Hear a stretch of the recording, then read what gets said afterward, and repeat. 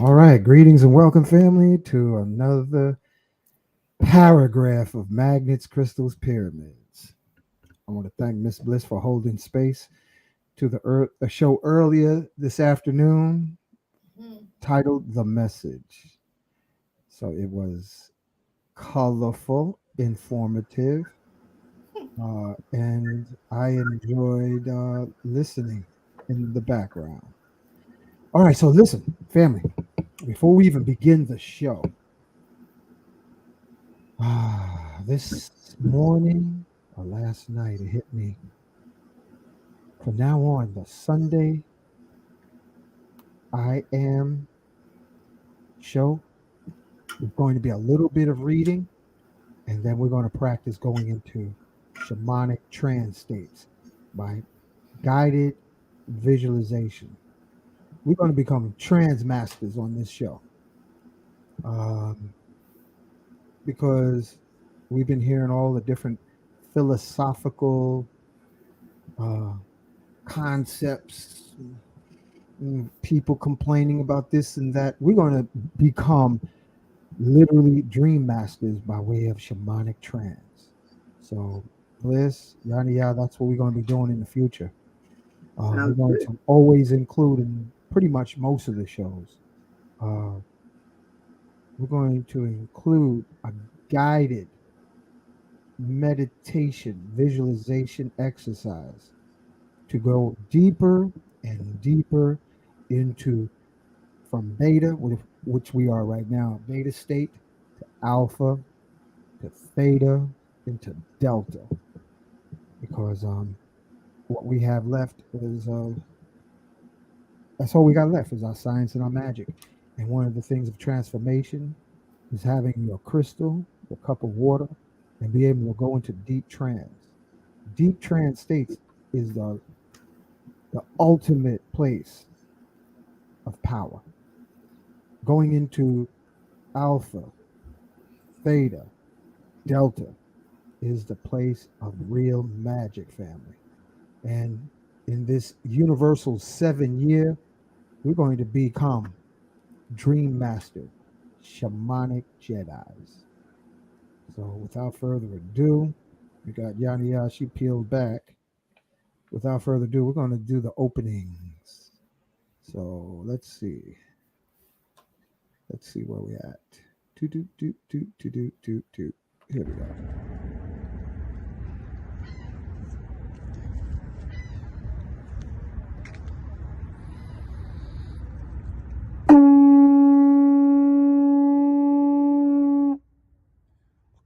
Action.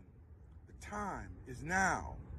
Summon the warrior energy in you, the healer in you, the divine masculine, the divine feminine energy in you. Every single day, we are called to walk in our purpose. Answer the call. Lay down your burdens, distractions, and anything that's holding you back and take your rightful place. The battle is all around us, and it's right in your face. Let's go.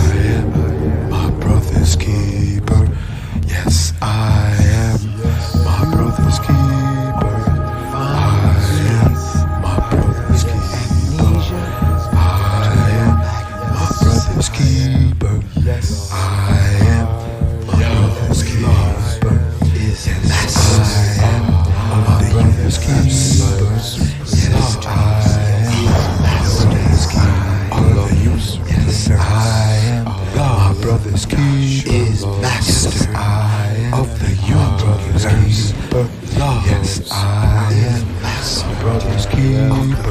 Yes, I am. Love is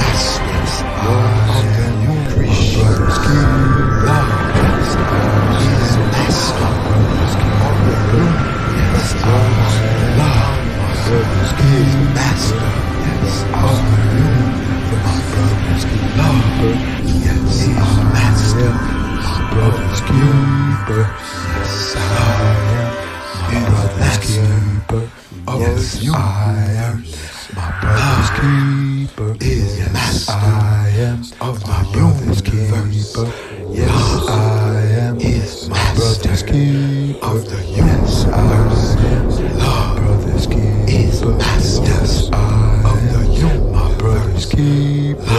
Yes, I am my brother's keeper. Yes, I am my brother's keeper. Yes, I am my brother's keeper. Yes, I am my brother's keeper. Yes, I am my brother's keeper. Yes, I am my brother's keeper.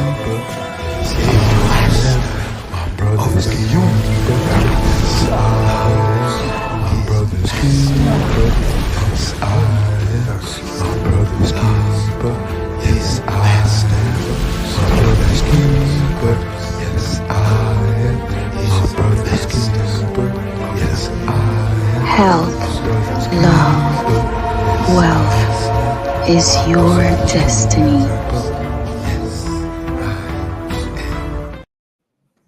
All right. Okay, whenever you go off screen, yeah, we got to drop you because it's a distraction when it's just a blank screen. Oh, I'm sorry. I didn't see. I thought I wasn't on right then. Yeah, you're on.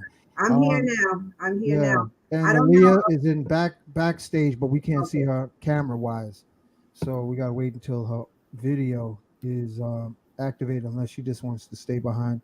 See, this is what she looks like back there, backstage. Yeah. Okay, so I guess she's still Wow. getting it together. So when she pulls it up right, we'll be okay. Family, listen. Whoa. The first time I heard about, I want to dedicate this show to our brother Mm, Ahati Kalindi Aye. mm, This brother was an influential force of bringing knowledge to the world of entheogens, the mushrooms, the heroic dose, and the taking of the heroic doses and following protocols. His message was so revolutionary. Most colonized Negroes did not even embrace him, not even in the so called conscious community, because unfortunately, the most radical, it seemed like, this is just my opinion, y'all. I want y'all to ponder on this. But it seems like the most revolutionary people are dreadfully fearful of two forces: multi orgasmic states and psychedelics. Maybe it's because they're one and the same. But our brother was not embraced when he was incarnated on this physical realm by people in so called conscious communities, um, with a rare few exceptions.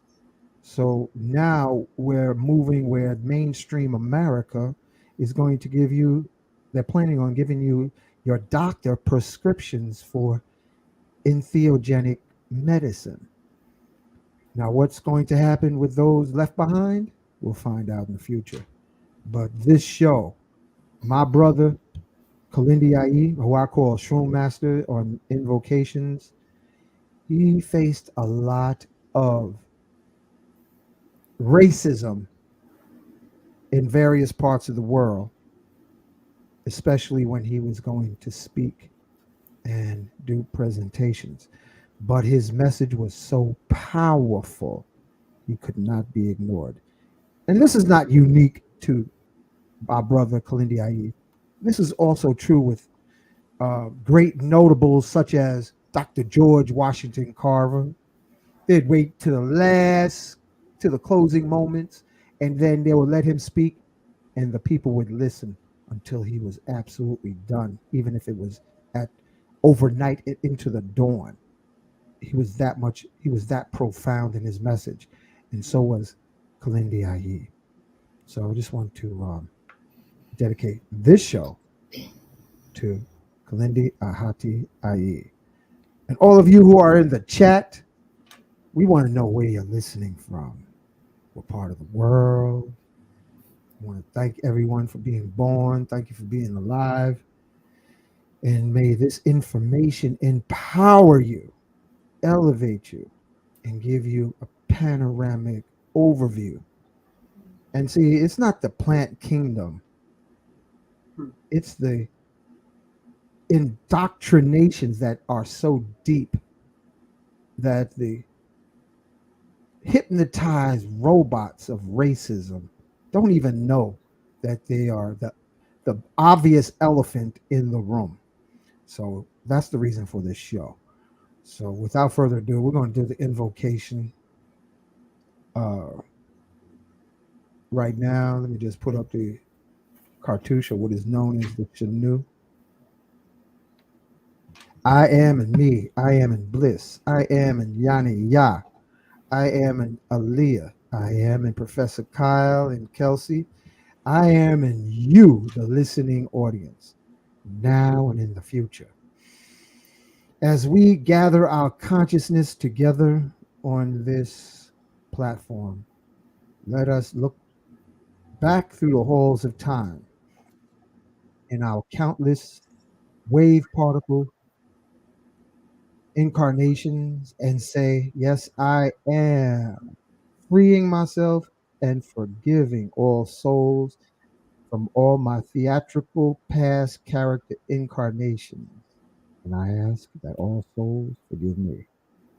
And as we pivot on our heels, peel into the future and also the present, yes, I am freeing myself and forgiving all ignorant.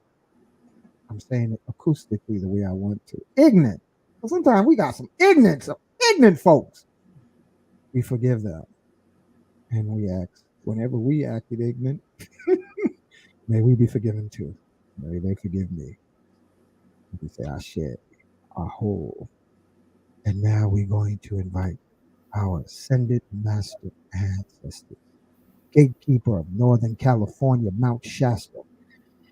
With gratitude, I ask respectfully, Ascended Master Saint Germain, be on the platform tonight.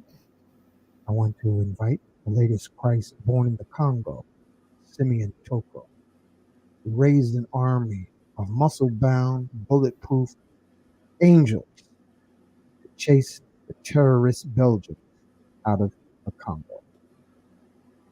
I want to invite, we want to invite Ascended Master Sheikh Amadou Bamba to be with us on this platform with Sheikh Ibrahim. May both of you guide our words, give us illumination and insight. Call upon Ascended Master Nikolai Tesla to be with us. We thank you for all your sacrifice, trying to bring back the golden age of Kemet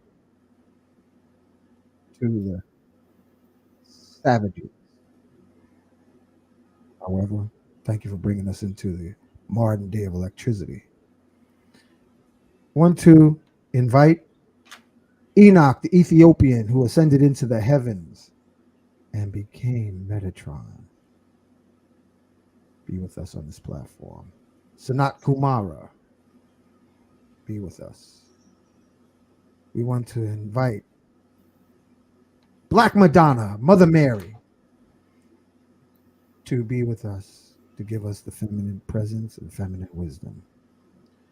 Angel of protection, Archangel Michael, may you protect all our friends, family, loved ones, wherever they may be.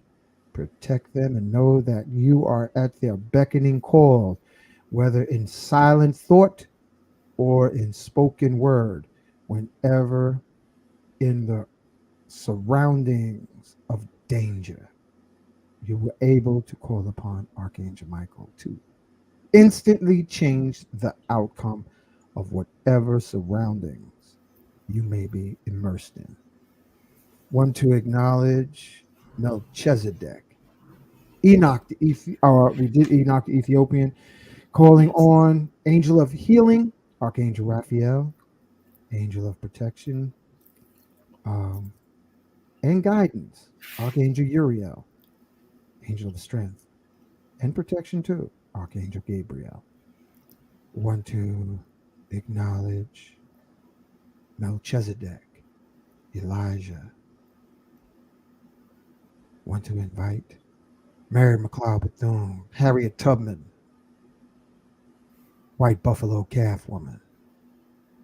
We want to invite Lakshmi, Kuan Yin, Goddess of Mercy, Aset, Heteru, all the feminine forces, known and unknown, that have influenced our beautiful planet. We ask for divine intervention. Serapis Bay, Kathumi, Master Himalaya, Ascended Masters of Atlantis. We call on South African Zulu shaman, Credo Mutwa, to be with us on the platform tonight. Call on the Ascended Masters of Lemuria and the Buddhas and the Krishnas in the earth's hollow. They join us. We act as divine beings in the name of love. We call on divine intervention upon the surface of this planet. We ask for the Ascended Master Calvary to come forth and supersede the cross-eyed school bus leaders of the planet in the corporate worlds, the military, political, wherever they may be, and awaken and illuminate the grassroots population so we can all remember we are, I am, and I am, we are. May we invoke our trance states with the hands on of the shoulder, hands of the ascended masters on our shoulders, and illuminate, transmutate, accelerate, and delineate where we need to go and where we need to be. The forces of nature within us, Ilegba, Oshun, Yemaya, Olokun, Oya, Shango, Ogun, Obatala, Ochosi, we acknowledge you. We call on Chief Geronimo, Chief Osceola, Chief Crazy Horse, Chief Sitting Bull, Chief Seattle. Thank you. Booker T. Washington, welcome to be here. PB Randolph, thank you for your services.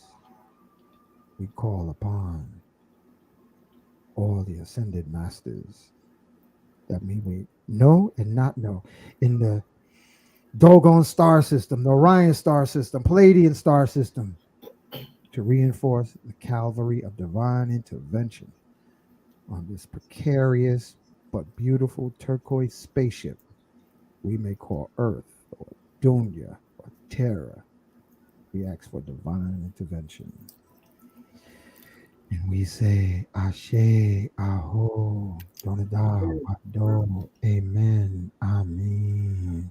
And let us begin this program by pulling in Aaliyah. Welcome, Gemini. Happy birthday time to you. Thank you so much, brother. Yeah. Good evening, Miss Bliss. Greetings, Johnny and Aaliyah. Greetings, welcome. Wow, thank you. It's beautiful. I will say that introduction is. I was transported. It's very powerful and beautiful. Ashe. Thank you for that. Yeah, thank you. Mm-hmm. Beautiful. So, oh yeah, and here's Professor. He's dropping his chats. So, Ms. Bliss, between me and you, we'll play catch and we'll juggle the comments from Sure. from wherever folks are listening. And Yes. we appreciate you, family. We appreciate your participation on a holiday evening. We got folks listening from London, New York, Dominican Republic. Let's see where else. Rob London. Moses is glued to the show. I appreciate you, Rob Moses. Oh no, you're in Tallahassee. He's down. He's in Tallahassee, Florida. Appreciate you, brother. Raleigh, North Carolina, Jacksonville, Florida, Jersey, Raleigh, DC, Duval, and in Jersey. That's good. Mm-mm. We got folks from everywhere. Slim Deep. Can y'all hear me clear? Because I can hear myself clear. Can you hear me clear? Slim Yes. Dizzle. Very clear. If you're muffled, leave the show and come back. It might be your sound system or your internet stream. Mm. Okay. Um, Rod Moses is inviting Muhammad Ali and Khalid Muhammad. Right on. Atlantic City, New Jersey. Yeah. We want to thank all the healing warriors. Savannah, Georgia. So, without further ado, let's move into the gist of this program. And the reason I put up Kalindi's picture, and I want to give a special acknowledgement. I think it was two people that I remember. I think it was essentially Acacia. Acacia was telling me. I think it was Acacia. And if it wasn't, please forgive me, family. Oh, one thing before we even continue, family, I want to put up the video of the twin YouTube channel that is the torch is being held by Miss Bliss. I want you to subscribe, like, and Greetings, family. I would like for everyone who is subscribed to the channel Magnets, Crystals, and Pyramids to take the time to subscribe to our sister twin station, Journey to Bliss. Journey, the number 2, Bliss, YouTube channel. We appreciate all of your support. We thank you for liking, subscribing, and sharing. Have a magical, prosperous, God bless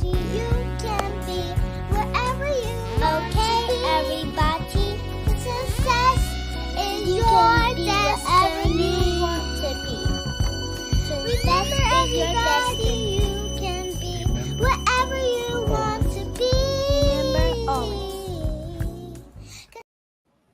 All right. Oh, From the mouth of babes come wisdom. Beautiful. congratulations, Miss Bliss. Thank you. Yeah, absolutely beautiful. Thank you. Excited. Mhm. Yeah. So let me put this back up. So just so that the audience know, I want to acknowledge Yania and Aaliyah because these two beautiful sisters here, Bliss, they were the first ones to turn me on to ayahuasca. Mm-hmm. You hear that motorcycle in the background? I can't make this up. And I forgot how many years ago that was, but A since long then time. it's been a while. Yeah, a few Mhm. moons, a few moons. So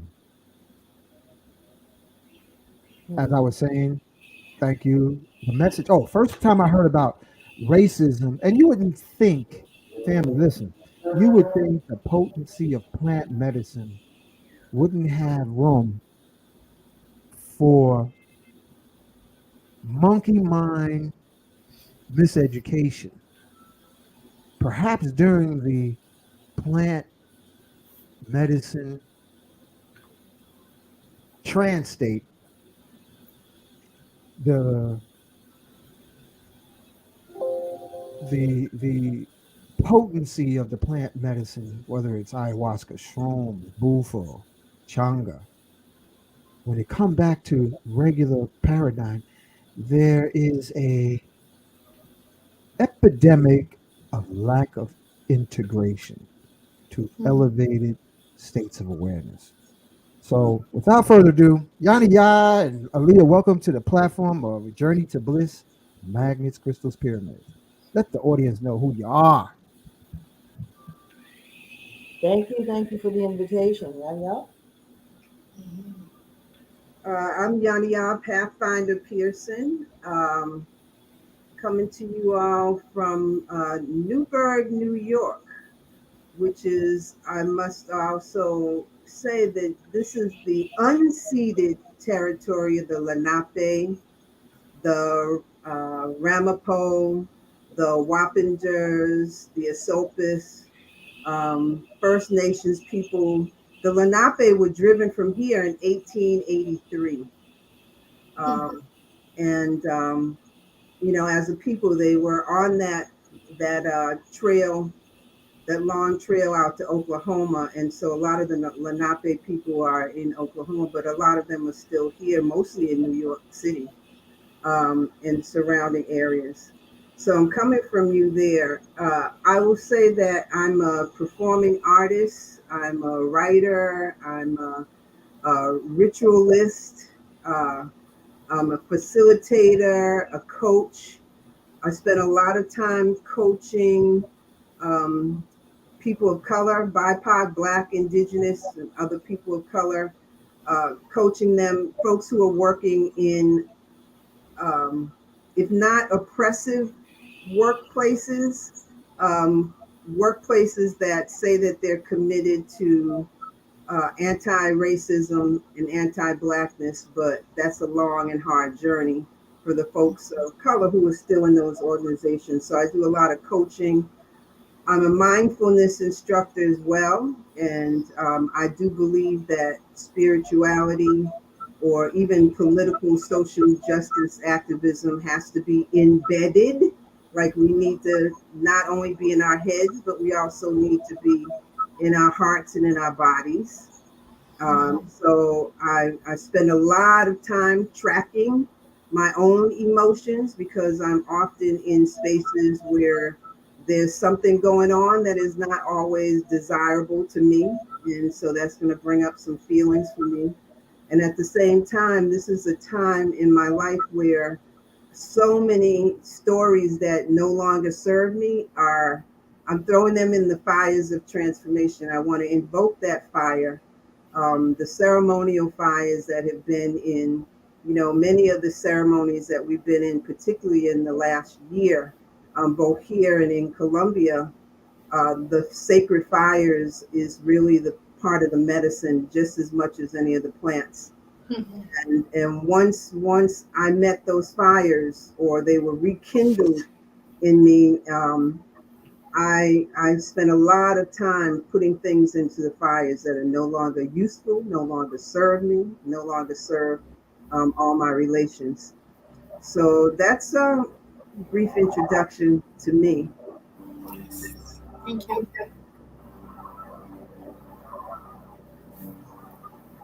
Aaliyah, you're on mute. Can't hear you. I am? Okay, now you are. You're good now. Okay. I'm Aaliyah Long, and I'm a ceremonialist. I'm a recording artist, a performing artist. And my medicine, my focus this lifetime is working with sound vibration, the power of sound vibration to transform from the inside out. Um, uh, Hank brought forth a question during his introduction, and that was he was wondering how it is that people can go through the portals of plant medicine into those realms of higher intelligence and transformation and still emerge um, holding on to things like the um, racism and the embedded the programming that entwines racism. So that's the programming that turns you inside out and against yourself and bias and all of those other tools of oppression that we've been exposed to, that have been woven into our environment, and unfortunately we've all been polluted with it. I've found that one of the strongest ways that plant medicine works is to take those energies, they're all energies, to take those energies and bring them to the surface for you.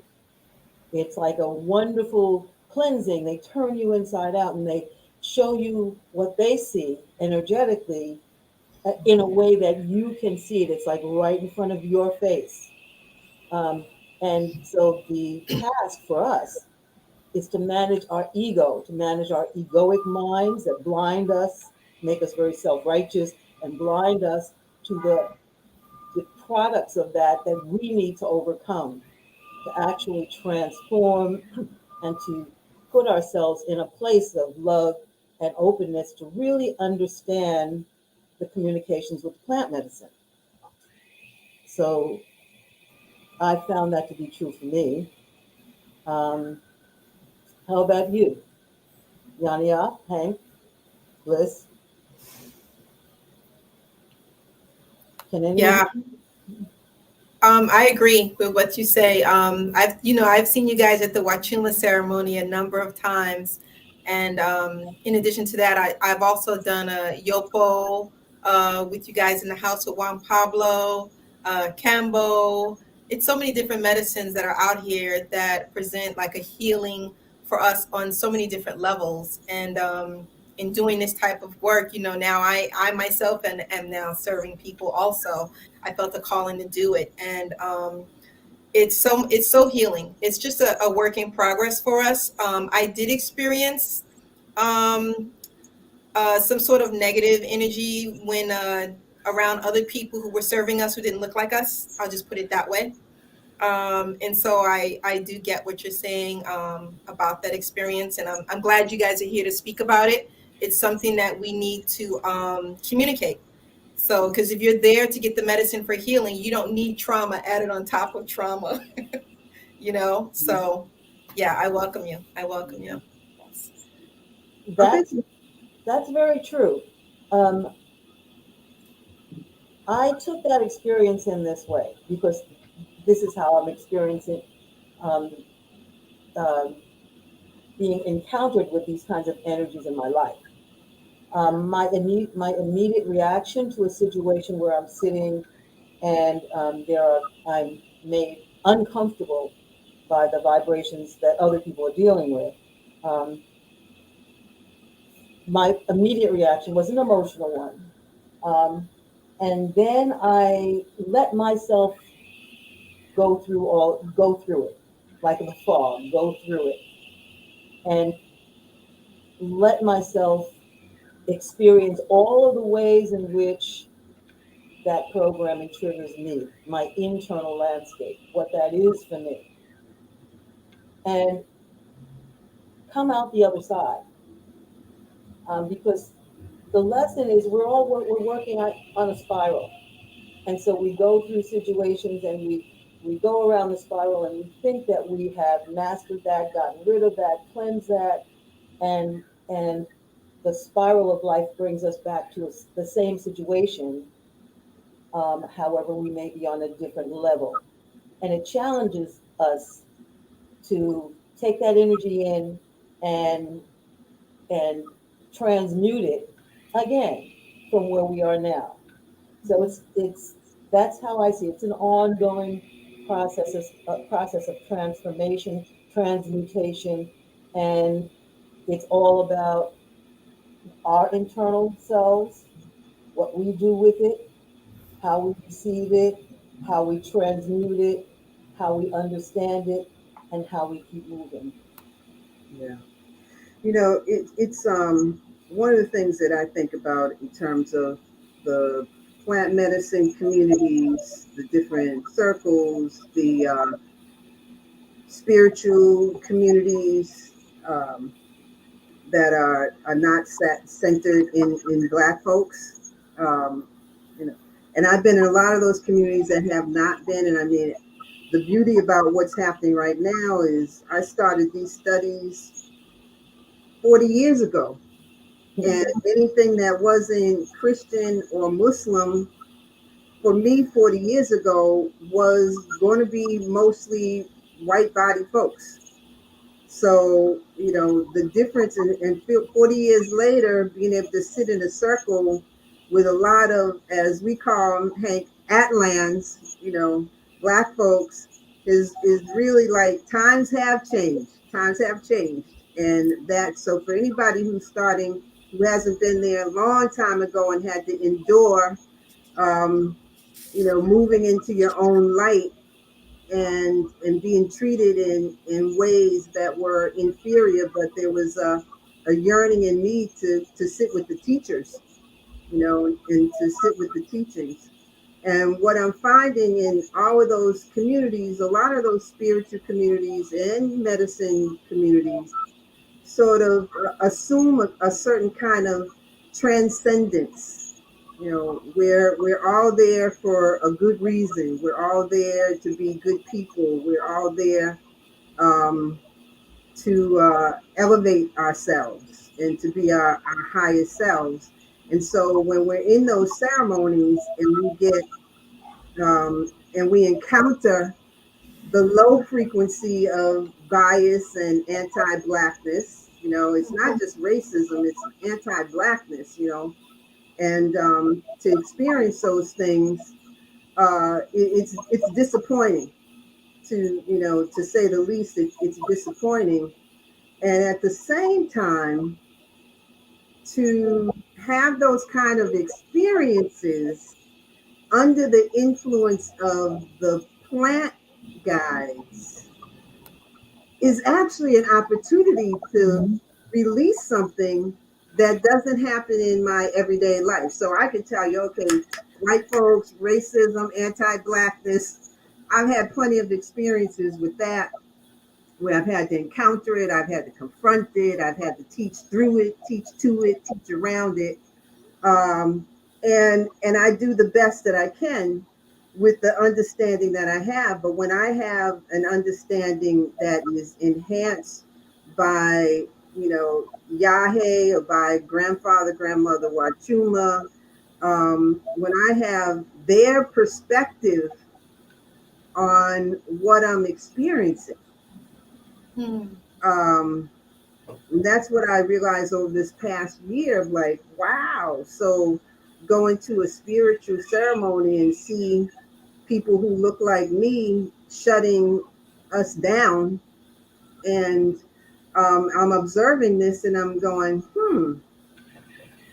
so here we are again. Why black folks on the bottom all the time? You know, what is that experience all about? And I started to have a very serious conversation with grandfather about what that is. And the response, I would say, is very personal. And I could share it or I could not share it, but I say it's very personal because someone else could ask the same question, grandfather, what does this mean? And get a totally different answer, you know?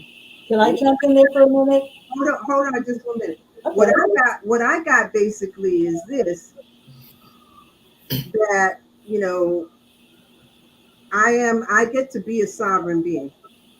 I get to be a being of power and light, and I can no longer be a victim. I can no longer be a victim. So if something is happening and I'm having a negative reaction to it, it may be a person's closed-mindedness, like Hank, like you were saying, Brother Rising Sun earlier, could be somebody's ignorance. They just don't know. These are supposed to be apolitical spaces because they're spiritual. And the answer that I got is like, hey, there's a debt here for me to pay, um, and to acknowledge that the debt around anti-blackness in some ways could be a karmic debt to me. But at the truth of the matter is, it's over. Debt's paid.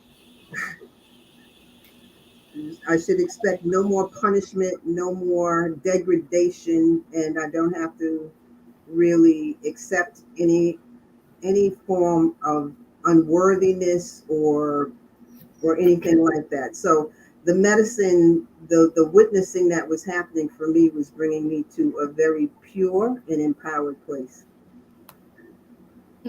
Thank you. Thank you for sharing. Wow. What Leah.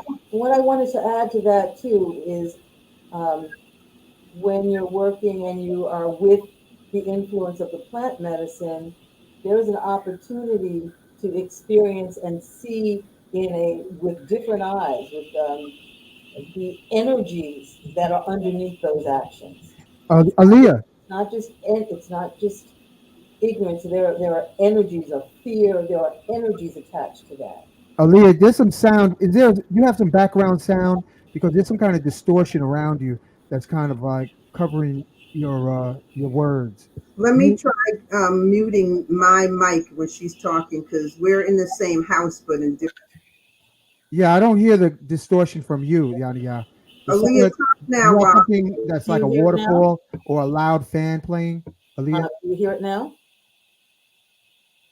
Okay, let's can't tell. Go ahead. Okay, what I was saying is it's an opportunity to see with the your deep inner sight the quality of the energy that's connected to those things, and to really understand that as a healing practitioner, what it is and how to transmute it, and to not take it in, not let your egoic self get involved with it, but to really go deeper into your spirit and deal with the energy of it and the transmuting and the the alchemy that we are here to do in this time. To as this planet is transitioning to higher frequencies, and we are here at this time to do the same. um, it calls on us to act out of our higher light body, out of our higher spirit, and to not let ourselves get drawn into the magnetism of the egoic response to it. Aaliyah, can you try turning off the fan? I did. I don't know what that noise is. Um, Go ahead. It's If you want to come up here too, if it's that, this we don't want to distract anybody. If you want to come up here, the sound seems to be okay. Because it sounds like an ocean sounds going. Yeah, Okay. great. I have no idea. Do you still hear it? Yeah.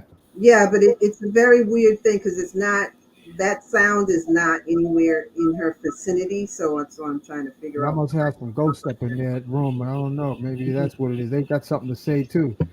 That And could I got be. to say this on the show. Um, I had, I've had access to other platforms, and I want to give a special acknowledgement to our brother Steve, who has a really big heart, and he was saying, he would turn me on to various entheogens that you don't find in the urban setting. So I want to thank you, Steve. And so, I go to these events. Most of them is great.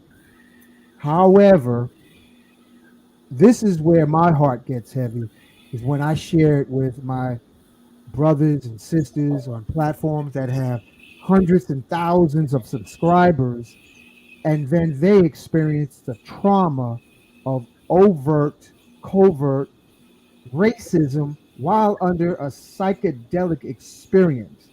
So mm, I had to sit back and notice, like um, the comparative analysis, Hmm. where one thing I noticed about Eurocentric racism, they really have a disdain for African polyrhythmic drums. However, in other parts of the world, the drums are embraced. And Mm-hmm. I have a problem when I see our sisters being shut down from singing Negro spirituals, Orisha songs, family. I'm putting this out there, so I'm letting you know ahead of time. Because, like, when I was a kid, my daddy never told me about racism. But, if you have kids, you got to tell them. Because the other side, the racist underbelly, kids are indoctrinated to hate. So when I see the shutdown of our sisters singing even uh, Negro African spirituals, but then when a white guy sings it, it's a-okay. That is overt racism. it's also fear, Hank, because when the white guy sang that Orisha song, he had no power to do anything with the Orisha. You understand? So it goes back to fear. It goes back to a deep level of fear of the power that, emanates with a lot of us. It just walks with us. It's who we are. Okay. Mm-hmm. So there, and that's why I say it's interesting as an energetic healer to allow your spirit to lift you out of the egoic your immediate and your third dimensional egoic response to it, to your higher self, where you see the fear crawling on them, the absolute terror of what words will come out of your mouth that will manifest. You know how you do, of what song, vibrational song will come out when, the ancestor that's walking with you steps in and sings that song with you. Okay? They know it's that's why I'm saying it. It's a multifaceted experience that we're having there. It includes all of that. And from my perspective, it's all valid, but what I'm reaching for in my healing journey is to really take a look at what's crawling so that I can work with my healing medicine and the alchemy that's available to us to transmute that energy. Okay? To transmute that even without them knowing it. Because in transmuting that energy, it may help them to heal more. Because what they're fearing is probably what they need the most. Well, I'm going to say this. To all, and I'm going to say first, Professor Kyle and Kelsey, I want to apologize for you taking the brunt of that um, ignorance while under the influence of low frequency facilitation. And all the brothers and sisters that I have invited to ceremonies, please accept my apology because I didn't see it until I saw it. And now that I saw it, we're doing this show, and I'm gonna tell you, family, ain't nobody liking us. Nobody. When you're doing entheogens, you ask for your ascended masters to protect you. Because after I started to see things during ceremony, the racism, it's ugly. That when me and Bliss would ride together, I was like, no, I'm just going to take a little bit because I'm going to protect her while we in ceremony, and I'm going to watch them when they don't think they're being watched. I'm going to flip it now. And I did.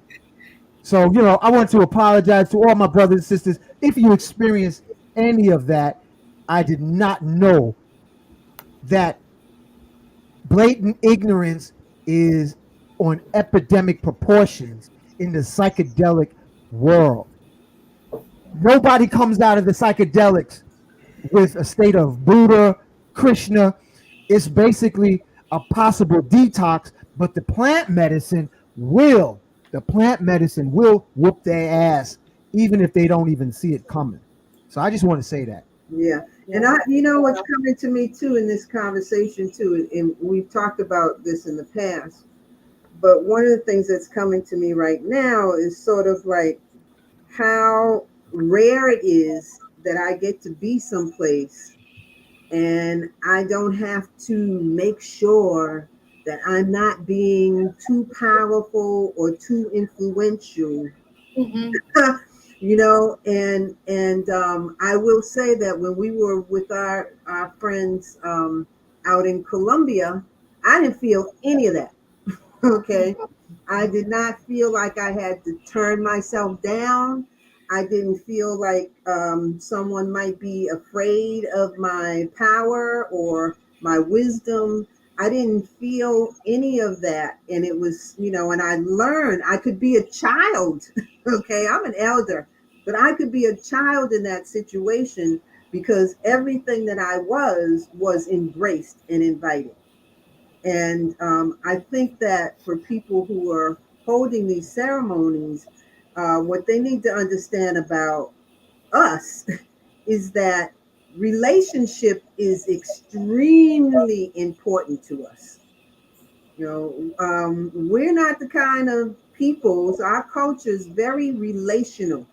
So if you don't say good morning, if you don't look at somebody, you may not think about how offensive that is to a lot of our people because we're collective like that. We're communal like that. So we shouldn't have to go into any ceremonies with any doubt at all or any trepidations about being welcomed. You know, I do feel like our ancestral energy is I think in this society in the United States, we carry ancestral medicine, and many Black folks in our own families and communities are afraid of the ancestral medicine. Mhm. We're taught, to not honor your ancestors, to keep them in a quiet place so they don't spill out over other things. I know that's also in some Yoruba communities that has been there. Oh, this is about the Orisha. Don't bring the ancestors, the Egun up in here. You know, Mhm. and so there's these protocols, and I think the one thing that protocols and cultures and religions, I have a choice. I can participate in that religion or not. So anybody who has protocols in their particular religions have a right to be there. My understanding is that the plant medicine is not a religion. It's not religious, which means that people of any religious background should be able to participate with these medicines and find their home. Find Mhm. um, so You know what I wanted to say? It yeah. seems to be that some of these people who are serving the medicines, or the shamans, or the people who don't necessarily look like us, they're acting as, and I don't know if it's consciously or unconsciously, but they're sort of acting like a gatekeeper where they're trying to control what's coming in, what's going out, what's going on in the overall ceremony. And it's when I went, I noticed that the ceremonies were changing in some of these experiences that we were having. The more of people like us that went, to me, the more exciting and dramatic it got. The more I was excited to go and see, oh, what are we going to experience now? What's going to happen? What am I going to learn? How am I going to grow in this, in this ceremony? And I thought it was great. I was embracing it. And when I was speaking to people who said that they were at many ceremonies prior to us, or many people like us arriving, the response was always, oh, the ceremonies are just quiet and they're peaceful. And it's all flowers and birds and hearts. And then it gave, to me, it was an indication or a subtlety that, oh, when you arrive, all of a sudden, like one of them said, they literally saw slave ships coming. And they Yeah. said they interpreted as more of us coming for the healing medicine. So with that, I'm thinking, well, why wouldn't you then make arrangements to embrace us if you know we're coming there for healing and that we need this medicine? And what are we supposed to do? Because some of these medicines we are not serving.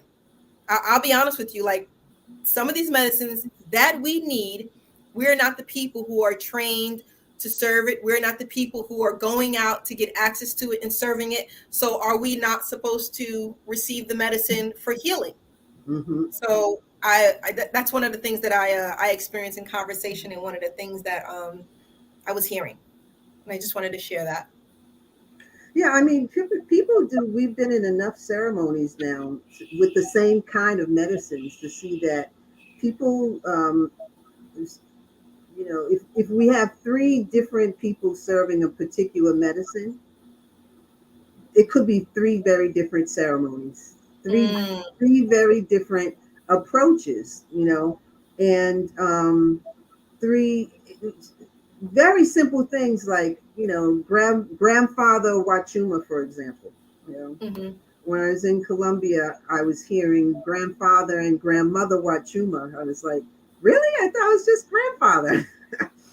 And but no, the truth of the matter is that there are male and female plants, and the female plants actually have more of the Wachuma medicine, you know. Mm. And so it's not just grandfather, it's grandmother and grandfather, but that's how people understand medicine in certain places.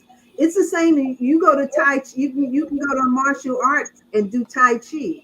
And every single teacher you have has a completely different way of doing Tai Chi, and then a different way of running their schools. So Mm-hmm. I think what people need to know is that um, control out of fear Mm-hmm. as opposed to control out of containing the proper energies and harmonious energies Right. can be experienced as two different things, Yes. Ah. as two Yes. different things. And you know, you cannot be harmonious and so controlling. And we've seen so many ceremonies where folks get just like, you know, they go out there Mm. and and there's no there's nothing wrong with wherever anybody goes. That's the first thing people keep saying. Trust the medicine. The medicine will do you the way it wants to do you, you know. Mm. And so for that, that might mean me sitting absolutely in silence. And for somebody else, that might mean they're gonna wail the whole time, you know. And how do you know the difference? When the ceremony's over, the person who sat quiet and the person who is wailing will have similar things to say. Oh, I feel so full. I feel so blessed. I feel so loved. I feel, you know, I feel the energy. I feel. And so how does anyone outside of that experience know, like, no, you should not be experiencing that. Mm-hmm. That's not Mm-hmm. appropriate. You should not be experiencing that. You can't, you know, if you say surrender to the medicine, then you can't say that. Right. Right. You know? Right. That's a good Yeah. It's like shutting down your experience. And the thing is that, us as a people, we've been shut down since childhood. So, the parents are shutting you down. Then we go to school and the teachers are shutting you down. And so the opportunity to take the medicine is like, I could release, I could, let out whatever I need to let out, however that is, I need to let it out. And here you are being shut down. So it's almost like it's reactivating part of your trauma. And as opposed to you being able to work with it and to release it, you have to now contain it and hold it in. And is that a work in progress, or is that more like reverting you back? That's right. And I'm Well, sure any I don't, providers of medicine do not want the latter. They don't want you leaving their ceremony feeling like you were shut down. So, Right. like, some of this is ignorance. Mm. And I'm gonna say something also else. the shaman's job, or the facilitator in that ceremony, their job, what they're there for is to, there are guardrails, because sometimes, it's good to release, but it's also good to know where the edge of the cliff is. And the shamans are really there, and they are able to see. Remember, we're talking about multi-level experiences. And so you need to be with someone who is able to see into the realms, to see the energy around a participant, to see what is needed in that moment, to let that person work with the medicine, to let that person experience the letting go of their trauma, but to also keep that person in a container, so to speak, so that that experience is still one that's safe and held in love, and in a container of spiritual love and healing. So that's essential to me. That's an essential thing in a ceremony, that Right. the facilitator is ready and capable to look at someone and see if they need, come, let me clean you. You're experiencing, you're having a rough time with this medicine. Let me clean this. Let me clean this to give you more room to move. Mm. And And that's, he said to me, that's the core of a good ceremony. Mm-hmm. Yes. Rising Sun, you want to say something? I just finished eating a avocado with mayonnaise, and it put me in a nice place. I forgot what I was going to say. Put I you in just, a trance. it put me in a trance, y'all. I had two big old avocados, and I had a bunch of fire, and then it just like cooled me out. Oh yeah, here it is. Renee asks, "Why a slave ship?" That's their level of frequency. That's what their indoctrination was. Um, that's their low level of consciousness. But the um the irony is, you would think people who are doing medicine continuously, that there would be a element of higher consciousness. And what I'm finding out, family, you can probably eat 20 pounds of shrooms, or take 10 ounces of bufo. If your ass is dumb, you dumb. You just ain't going nowhere. You are earthbound and you are stuck on the runway. Oh So my God. that's the runway concept of the slave ship, because they have no other reference of the gods. Another way to see Also, that too, Hank, is that another way to see that is, um, oh damn. Go ahead, Aaliyah. Were you going to jump in? I lost my thought. it's not how much medicine you take. The medicine is taking you to, it's a portal. It's opening a portal and allowing you to leave the third dimension, the tight realm of the third dimension, and enter into a higher dimensional experience with intelligences that are there, that you, and this is why I say the medicine brings up what is blocking you, your obstacles. They can't even communicate with you if you are full of internalized blockages. Your ego blocks you. You're fearful. You're closed-minded. You think you know what the universe is, and you can't. These things have to come up for you to do the work of understanding yourself and examining them and healing those things, moving those energies out of your energetic body, so that you can, when you go through those portals, you can elevate to the point where the medicine can communicate with you more. The medicine is not going to do the healing for you. It's going to show you what needs to be healed. Mm-hmm. Okay, so that then you can commune more fully with it. So And I think a lot of people make that mistake, especially in the Western mind. It's like more is better, when the reality is sometimes less is more. You do the Yes. medicine and then you do the work. Yes. So Yes, I agree with you. And what I was finding was that a lot of people were taking the medicine thinking that the medicine was going to do all of the work for them, which means that they were miseducated or misguided somewhere along the line. And I learned that I went to a 1 week course in Texas for integration. And when I learned there, I was like, holy crap, we're just taking this medicine and we're not healing. And I was meeting many people who were spending up to $1,000 a month and they weren't healing. And before I went to integration training, I was wondering, well, why I was thinking the same thing. Isn't this medicine just going, I just got to sit back, let it heal me, and I don't have to do nothing. And then I found out, I was like, oh man, I got to do work. I got to put the work in. And so now when I serve people, I have to do pre-integration and communicate again, and then afterwards follow with integration also, to make sure they're on track with the healing process. And I think a lot of these shamans or people who are serving us, I don't think they're doing integration on themselves, and they're taking the medicine, they're serving the medicine, and there's no work in progress. And I think this comes back to what Rising Sun said, that when they said, oh, they started to visualize slave ships coming when they saw a lot of us coming there. I think this has to do with miseducation about us as a people, them being disconnected with our true history and making comments like, oh, we all come from Africa. I had to re-educate some of them and say, a lot of us were already here in America, so, and I realized, I was like, it's not just them being stupid or ignorant. It's just they were not properly educated on the level of their schooling, and then I guess just getting to know us as a people. And we're here. They can certainly ask you guys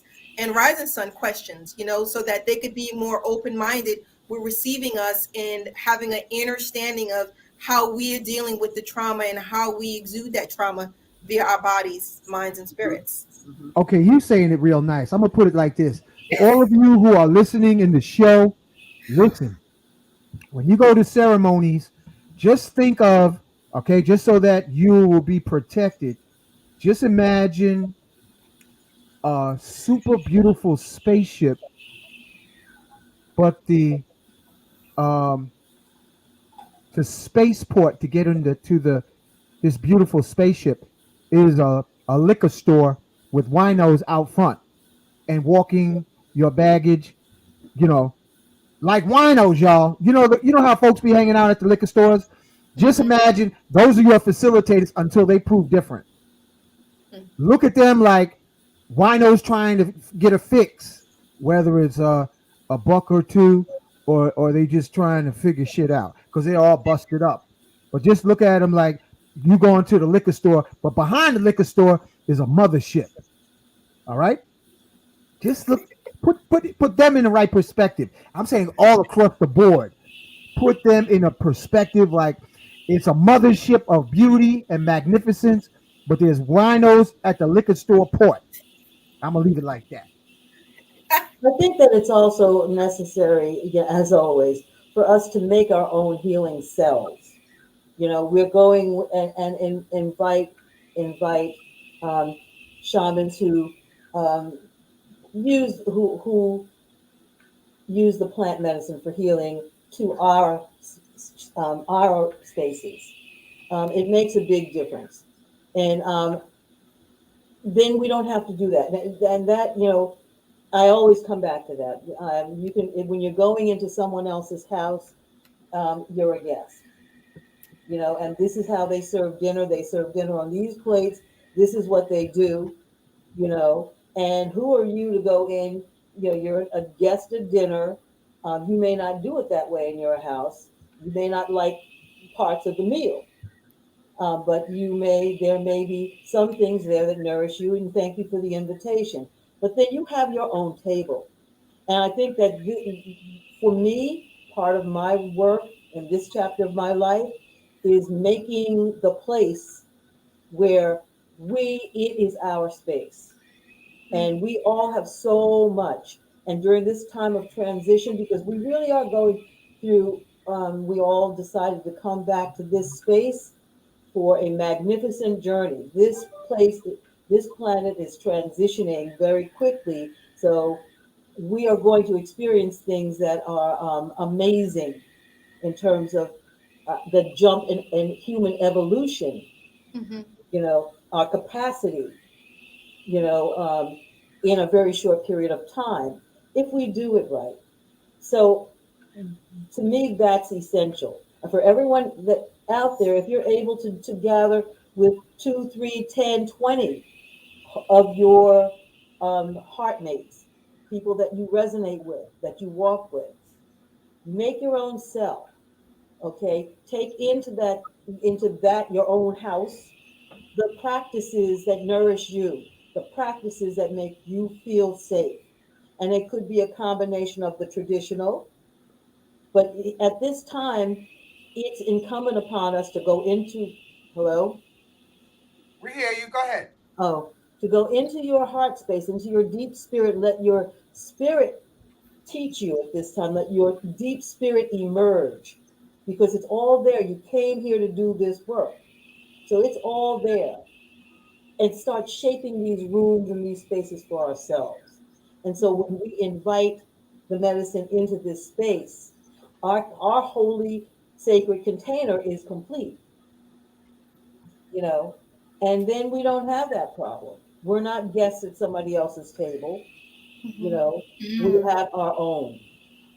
And that to me is magnificent and the best way to solve this problem. Wow. And sometimes I also like Lee and I have had this conversation, and she's like, we need to have our own space. And I'm working on like any space I step into is mine, you know, and that if I step into a circle, and I'm a restorative justice, so we sit in circles. There's no hierarchies in circles. If I step into a circle, that I belong there, just like everybody else. There isn't, well, you're a guest, but you belong. There's no inside and outside, inner circle, outer circle. Not if you're sitting in a circle. And there may be people who have different roles and therefore different accompanying responsibilities. But I really feel like what we all need to understand at this point, and I always speak for myself. I belong. If I am, I belong, and I am not a guest. And I'm not a guest when I come in to sit and receive plant medicine. Okay, I'm not a guest. I belong in that circle, and I'm taking my rightful place in that circle. And when I sit in circles, I don't just sit for me. Other people may do that. I sit for me, but I'm very aware of when I offer a sound, when I offer my intention. I'm not just there just for myself. I'm offering my vibration. I'm contributing my vibration. That's my contribution. So I try to do it as clean as I possibly can. You know, with I take my time, and most of us do. And I actually, in any circle that I'm asked to state my intention, that to me is one of the most important parts of the ceremony. When I am asked to speak my intention, and I listen to every single person's contribution, you know, when they say this is their intention, I'm not just like, oh yeah, that's good, I'm glad you have an intention. It's like, no, I want that to happen for you then. If that's your intention, I want that to happen. And I'm a part of that. I'm not a passenger on the spaceship. I'm a pilot on the spaceship. You know, there are multiple pilots, and we're all doing our different things and our different roles. And that's where I think some people might experience some fear from some folks like us who we are, they don't understand that we come into our power with humility, with humbleness. I'm not going to come and spit all over your ceremony because I may have done 50,000 others, or I might even be a teacher here or a teacher there. I'm going to come in with respect, and that's why this conversation is so necessary. I think for people, what I'm understanding, just turn this conversation just to another angle, is like when it comes to Black, highly melanated folks, we have our own work to do. You know, we live in a racialized society. Our bodies are policed. Okay. Our bodies are constantly policed. And people who do ceremonies may not understand that. So if you are policing our bodies and policing our voices, okay, then we are going to experience that in a deeply hurtful way. And then that's what I want people who may not know this about us. We've been saying in our different ways. So we're racialized bodies, and you cannot police our bodies. We're not going into this liberatory journey and then tolerate being policed. So that has to stop. I want to say one thing though, and you're right, and this is not you're I agree with you there. But we were recently in Philadelphia. We were invited to a ceremony that was being conducted by young women. It was very wonderful, to sit as elders and to watch this whole. I mean, these were youngsters. They were in their 20s, maybe the oldest was in their early 30s. But they were so in tune. They're so different, and they're so charged, and they have this sense of urgency, of purpose. And so we were invited into this ceremony where we sat to just hold space with them, and to be that support. And a very young woman was conducting it, and it was a beautiful ceremony. And we added to it as needed, and it just rolled beautifully. The next day, now the ceremony though was held in a rented space, a rented yoga studio, and it was a ceremony that was multiracial. So there were Atlan people and white skinned people and Latinx, and it was a mixed ceremony. And for the most part, I thought it was beautiful. Now, I did notice during the ceremony, energetically, again, clouds of energy that were absolutely not with the ceremony, terrified, even though they knew that they were coming to, a particular kind of ceremony. They were terrified and separating themselves from it.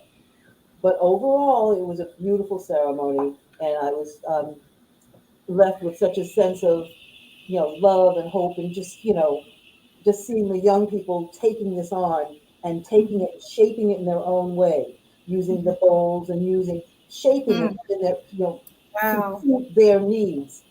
The next day, we got a call, and from the woman who owned the yoga studio and was herself a professed sound healer, and she had gotten a negative report about what was going on up there. And this was a white skinned person. To hear her describe what was going on there, and she put out a big apology on her website about her not knowing that these people were going to do this stuff. Okay. Wow. What she described had absolutely nothing to do with the reality of the beautiful ceremony that happened there. But what became clear again was the bridge, the distance between what was being offered, what was being accepted, what was needed by some people, and what was being absolutely misunderstood by others.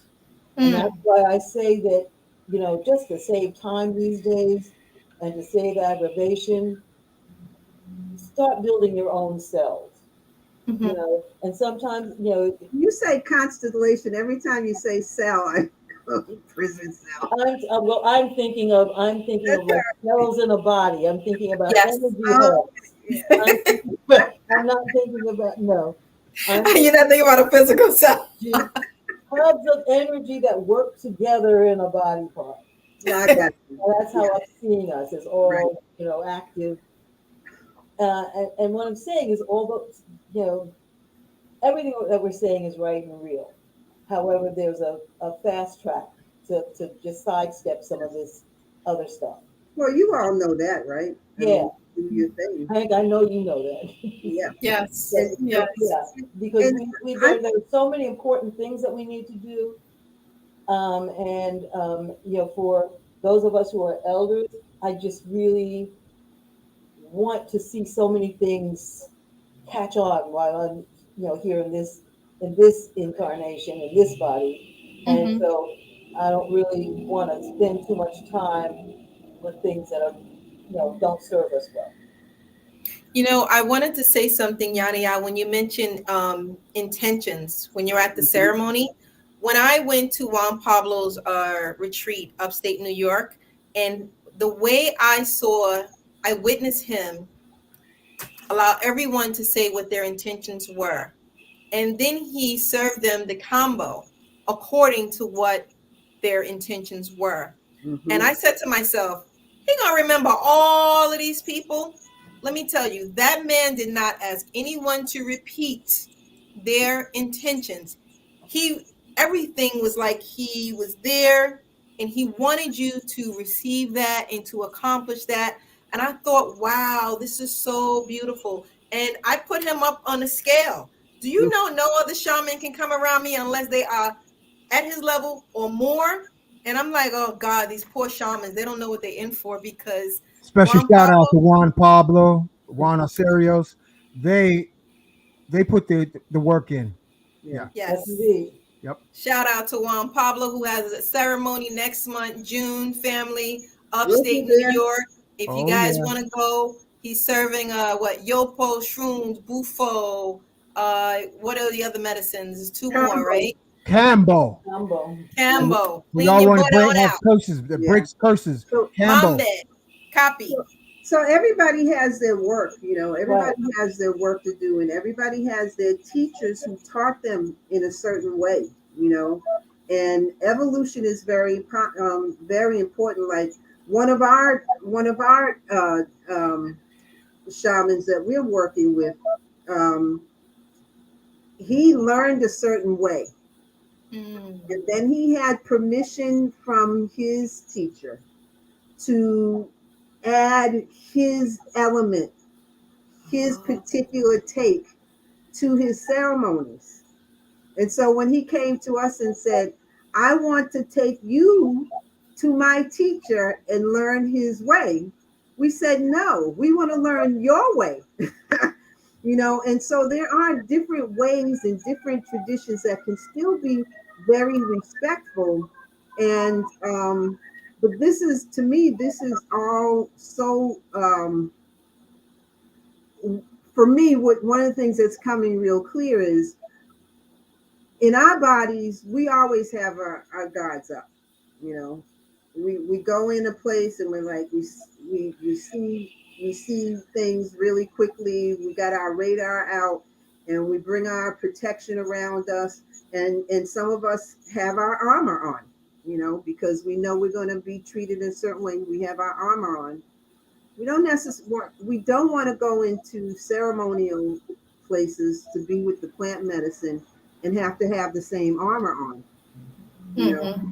And so, but that armor is not, it's neurobiological, which means we're not going to make a decision about, well, I'm picking up a vibe, but I'm just going to be safe anyway. No, our nervous system is going to respond like shields up, okay?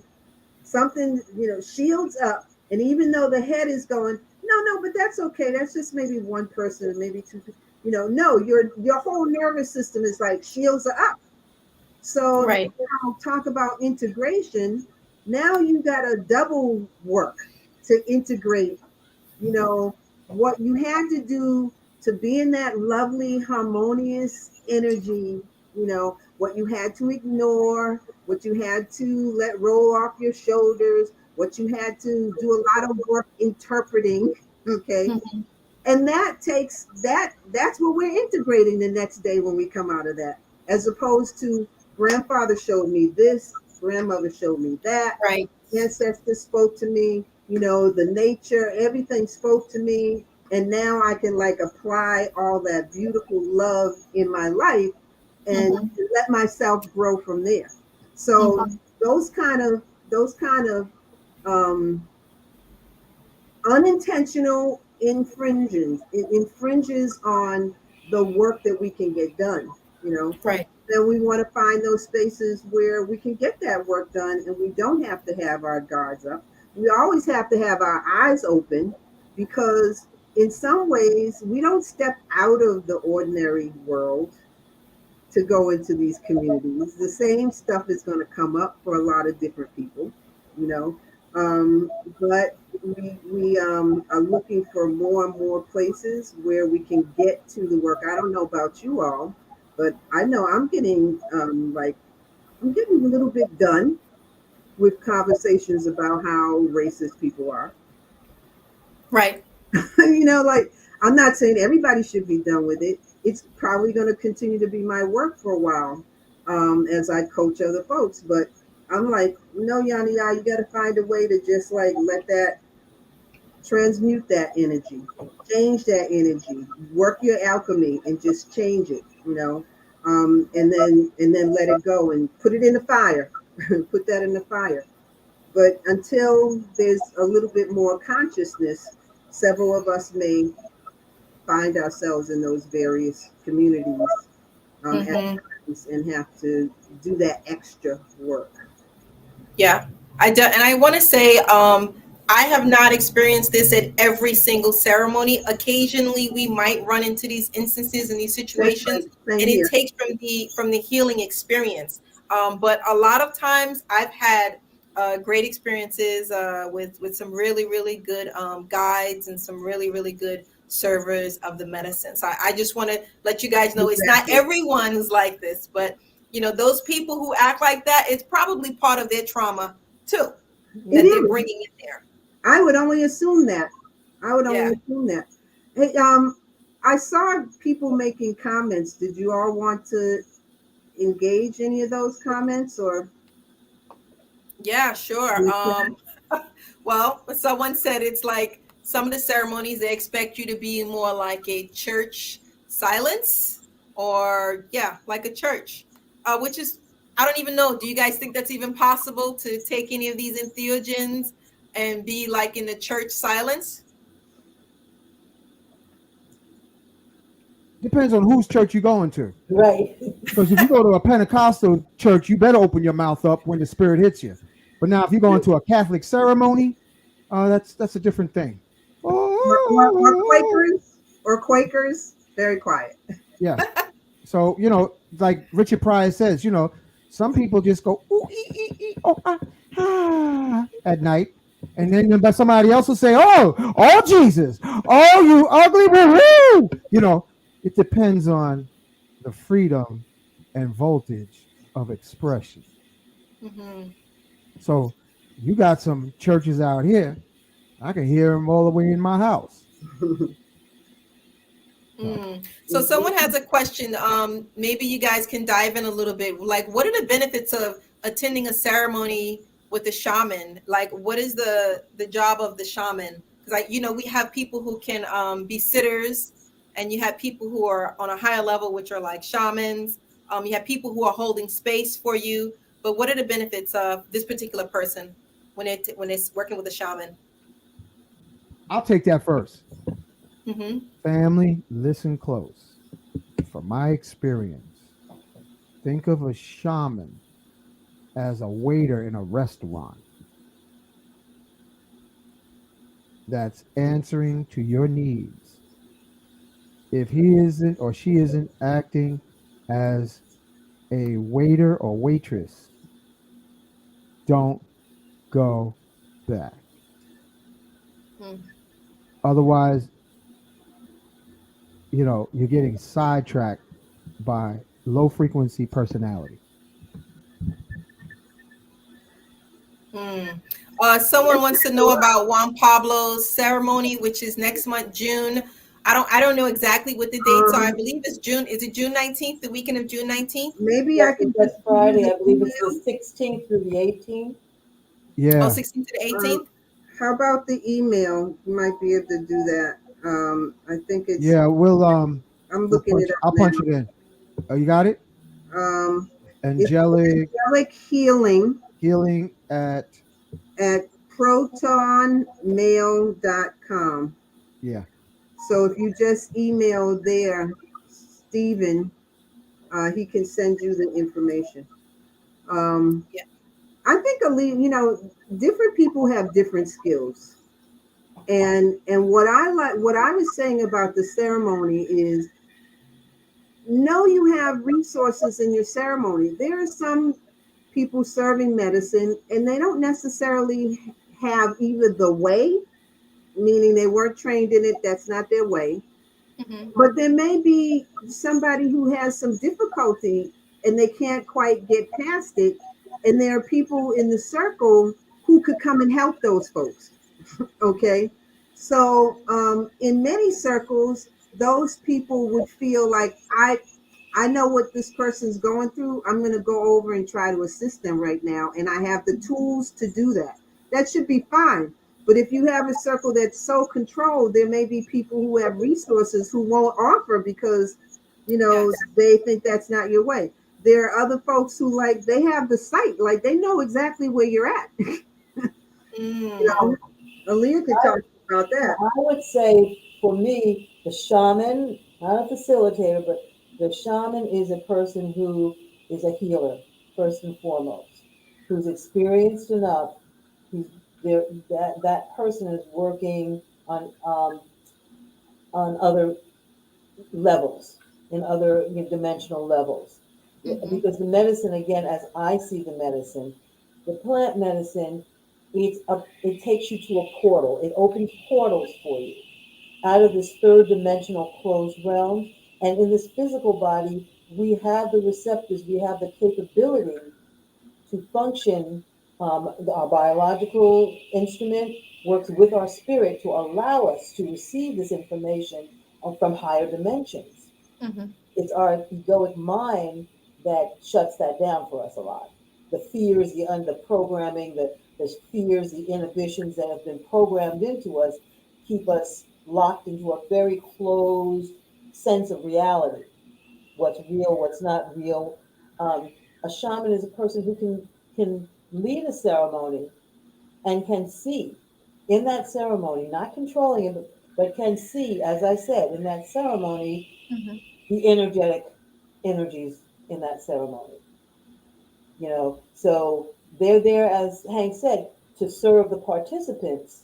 Mm-hmm. But one of the ways in which they serve, as I said, is to administer when needed, or to put together someone to administer, but to keep that person moving in that ceremony in a positive way, to not let them get stuck in a trauma or in a traumatic incident that's stuck in their body as energy, to not Mm-hmm. let them get stuck in those places, Right. to get them through those places, feeling those places, through those places, and through the ceremony. Now, what happens after the ceremony is that place where trauma has been stuck, it's been loosened. So it's your work then to continue the healing, to do your work, Mm-hmm. and to take that which has been loosened and Mm-hmm. unknot it and heal it and work with it. Not going back to another ceremony for someone to do for you, but Right. to continue that healing journey as best you can with as many resources as you can bring to yourself. And, So, Right. so having a shaman that's functioning at that level is important to me. and Mm. I don't have enough experience to say that everyone who serves medicine has to be a shaman. I don't think that I don't think that everyone who serves medicine has to be a shaman. I think, you have to be clear that you're serving the medicine. Right. The medicine is doing the work. And at the same time, I think what folks need to know is that a lot of a lot of us who show up at these ceremonies have had a lot of experience. A lot of us haven't, but a lot of us have. Right. And that's why we know how to hold the container. We know how to stabilize the container. And there are some people who automatically know that, they sense that and they invite it in, you know. Mm-hmm. And there are other folks who sense it and like they don't trust it. The trust is, Mm. you know. So, but it's good. Shamans will tell you if they're a shaman. Yes. And they have different styles. I mean, I think a shaman also has different tools. So they Yes. might start with a medicine, but they're like, oh, we need some Florida water, or we need our rattle, we need the drum here. Somebody sing a song. So there's shamanic practices that happen even with people who are not trained shamans or don't consider themselves to be. That was a Mm-hmm. good question, though. I think it's a wide open field, family. You really got to listen to your intuition Mm. because right here in the urban setting, right here in Brooklyn, I've heard stories about so-called shamans that look like us, but don't. But when they go into the entheogenic realms, it was a whole nother circus act. Mm-hmm. So you really got to screen um, who is going to be your waiter. And Mm-hmm. Slim Diesel, wouldn't a shaman be executive chef? No, shaman is a waiter. Keep it in that context, and you won't go wrong. It's a That's what service. the meaning of minister means. Minister means servant. It doesn't mean um, uh, a cult leader. It means that you are a servant. That's what a ministry is. And you are Right? hunters. you're hunting your own ego.